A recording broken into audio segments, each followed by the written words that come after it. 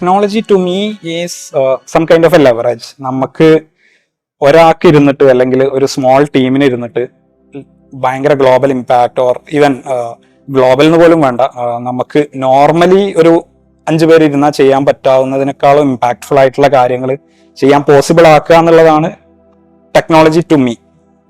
And how it is going to impact education അല്ലെങ്കിൽ ഫ്യൂച്ചറിൽ ടെക്നോളജിയിൽ വരുന്ന കാര്യങ്ങൾ എങ്ങനെയായിരിക്കും ഒരു സ്റ്റുഡൻറ് എന്ത് പഠിക്കണം അല്ലെങ്കിൽ എങ്ങനെ പഠിക്കണം എന്നുള്ളതിനെ ഇമ്പാക്ട് ചെയ്യുന്നത് എന്നുള്ളത് first of all it's not something you can predict. പിന്നെ technology is always something that you cannot finish learning. ഇപ്പൊ നമുക്ക് ഒരു സിവിൽ എഞ്ചിനീയറിംഗ് എന്ന് പറയുന്ന ഒരു ടോപ്പിക് എടുത്താൽ like there is one point where someone can certify that you are a civil engineer. പക്ഷെ ടെക്നോളജിയിൽ if you pick up അതെ, അപ്പം it is different to different people. അതന്നെ ഇപ്പം സോഫ്റ്റ്വെയർ ബേസ്ഡ് ടെക്നോളജീസ് ഉണ്ടാവും, ഹാർഡ്വെയർ ബേസ്ഡ് ടെക്നോളജീസ് ഉണ്ടാവും, അതും ഭയങ്കര വൈഡാണ്. അപ്പം how can it impact the future of your learning is like it depends on what you are good at. ഇപ്പം നീ ഒരു if you enjoy writing code and making things in software, right, what is the most that you can do with your abilities, അതായിരിക്കും നിന്റെ future define ചെയ്യേണ്ട ഒരു path. Then where is technology going എന്ന് നമ്മൾ നോക്കിയിട്ട് അതിന്റെ പിന്നിൽ നമ്മൾ ഓടുന്നത് might not work perfectly for everyone, right. ഇപ്പം ഒരു ഹാർഡ്വെയറിൽ നല്ലൊരു ആപ്റ്റിറ്റ്യൂഡ് ഉള്ള ആൾക്ക് ചിലപ്പം സോഫ്റ്റ്വെയറിൽ similar or exact same skills ആയിരിക്കില്ല ഉണ്ടാവും. So I would say future is good for anyone who is willing to like find what they are best at and keep learning, keep improving. And if you are best at what you do, you will always have something interesting to do or some interesting business to start or some interesting company to work at. So yeah, irrespective of what future holds. So that is how I kind of look at it. Yeah. So my answer is more towards software or building software products. So might be different for something else, maybe hardware or where direction pursue in Iraq, it might not be the right answer.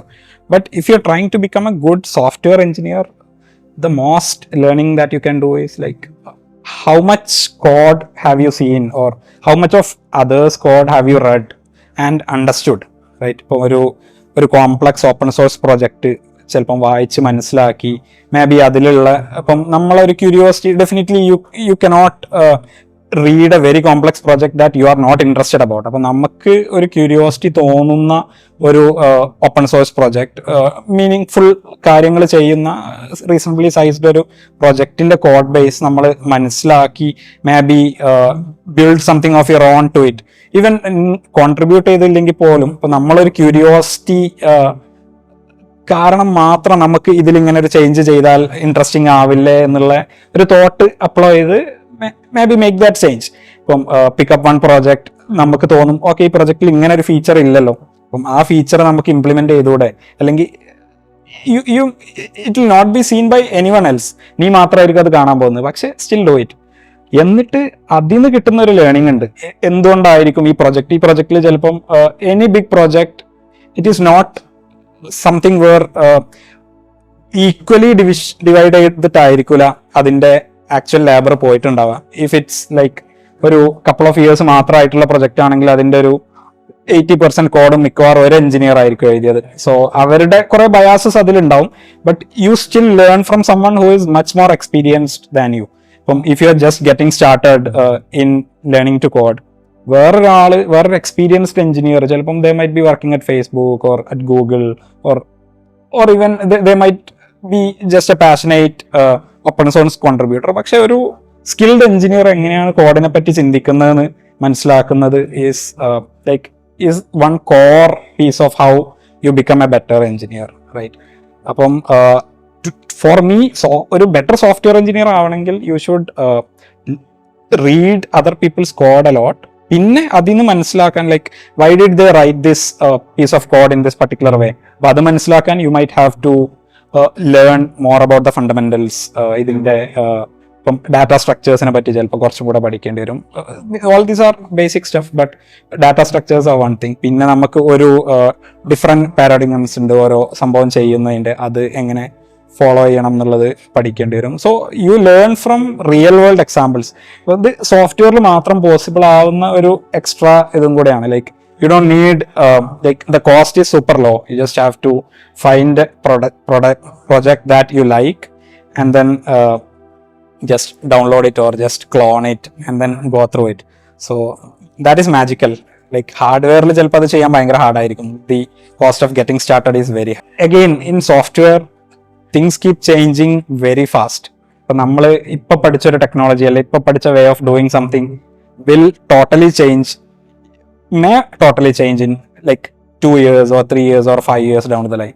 ഒരു even ഒരു വർഷം മുമ്പ് നമുക്ക് ഒരു random user type ചെയ്തൊരു സാധനം നമ്മളെ സോഫ്റ്റ്വെയറിനെ മനസ്സിലാക്കണം എന്നുണ്ടെങ്കിൽ like you had to do something very complex. നമ്മൾ തന്നെ കുറേ കാര്യങ്ങൾ ഇംപ്ലിമെന്റ് ചെയ്ത് നാച്ചുറൽ ലാംഗ്വേജ് അണ്ടർസ്റ്റാൻഡിംഗ് ഒക്കെ ബിൽഡ് ചെയ്യണമായിരുന്നു. പക്ഷേ now what is possible with open AIs, APIs or even a lot of open source projects similar to that, large language model projects വെച്ച് ചെയ്യാൻ പറ്റുന്നത് is something amazing, right?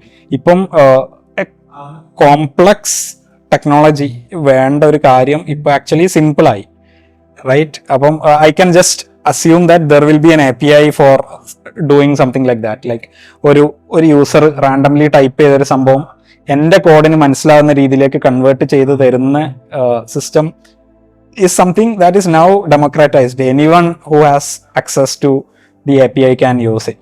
So that is how I think about it. ഞാൻ ഇതിനെപ്പറ്റി ചിന്തിക്കുന്നത് it's about the possibilities of what someone can achieve with proper guidance or even proper exposure to different things. ഇപ്പം if you look backwards, ഇപ്പം എനിക്ക് എന്തുകൊണ്ട് ആദ്യം കമ്പ്യൂട്ടറിലേക്ക് access കിട്ടി, അല്ലെങ്കിൽ കമ്പ്യൂട്ടറിൽ എന്തൊക്കെ ചെയ്യാൻ പറ്റും എന്ന് ഞാൻ ഒരു പോയിന്റിൽ മനസ്സിലാക്കിയതിന് ശേഷമാണ് actually I learned about these things.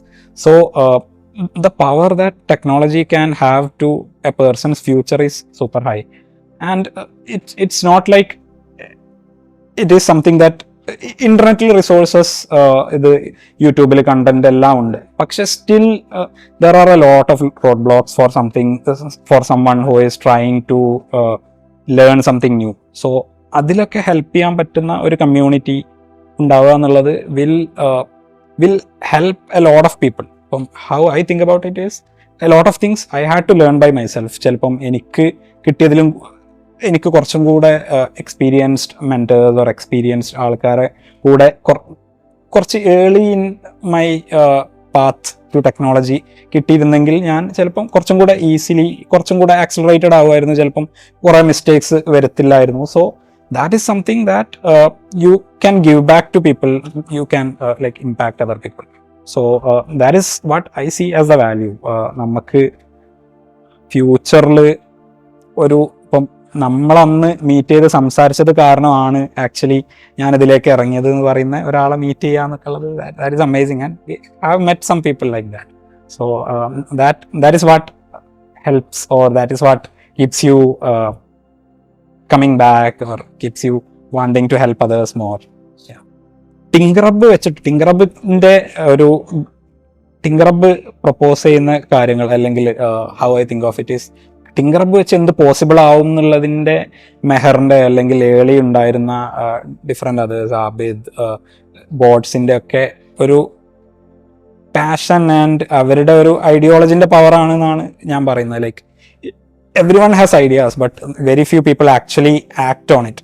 ഇപ്പം ആ ഏർലി ടൈമിൽ ഇവർ ക്യാമ്പസിൽ കുസാറ്റിൽ ഒരു ആക്ച്വൽ കമ്മ്യൂണിറ്റി പോലെ സ്റ്റാർട്ട് ചെയ്തു എന്നുള്ളത് തന്നെയാണ് അതിൻ്റെ like if you ask people lot of them would have said like ഇങ്ങനെ ഒരു സംഭവം ഉണ്ടായാൽ നല്ലതാണെന്ന്. പക്ഷെ അത് ആര് ആക്ച്വലി എക്സിക്യൂട്ട് ചെയ്തു എന്നുള്ളിടത്താണ് ടിങ്കർഹബിൻ്റെ ഒരു പവർ ഇരിക്കുന്നത്. Like they actually went out and did that and then like slowly scale that to multiple campuses.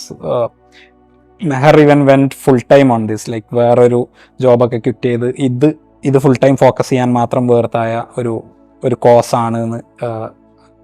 So that is when any big organization gets started. Like I would say technology learning for anyone who is interested, right? അപ്പം എനിക്കൊരു സാധനം പഠിക്കണം എന്ന് മാത്രമേ ഉള്ളൂ. അല്ലെങ്കിൽ ചിലപ്പം എൻ്റെ ക്യൂരിയോസിറ്റി വന്നത് ഞാൻ ഇതിനെപ്പറ്റി കേട്ടിട്ടായിരിക്കും.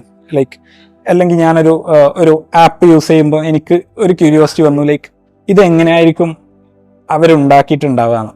പക്ഷെ if I M someone who is curious about technology but do not know depths or do not know how to explore further, that is where I get stuck.